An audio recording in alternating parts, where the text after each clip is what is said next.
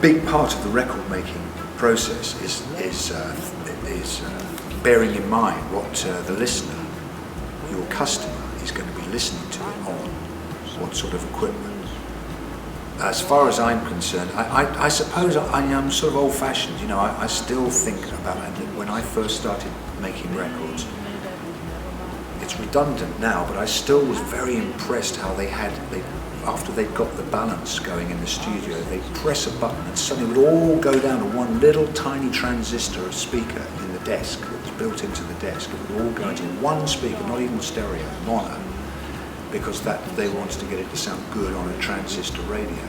When I think of that little transistor radio thing, yeah, there used to be an Everly Brothers song which they used to play on the radio. And my dad was in the Air Force. We were living in Cyprus at the time, even Jordan might have been.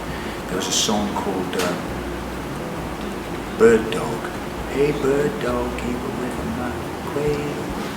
That record always sounded great on a little tiny transistor. You always when you're making a record, you always listen to it on small speakers. In fact, nowadays you never use the great big speakers in the studio anymore. Maybe a little bit, but you never really listen to it on those great big speakers because nobody listens to music like that. It's not my kind of music, really. If it's dance music, maybe, but not my kind of stuff. You use just a domestic stereo system. There's the new transistor speaker. Well,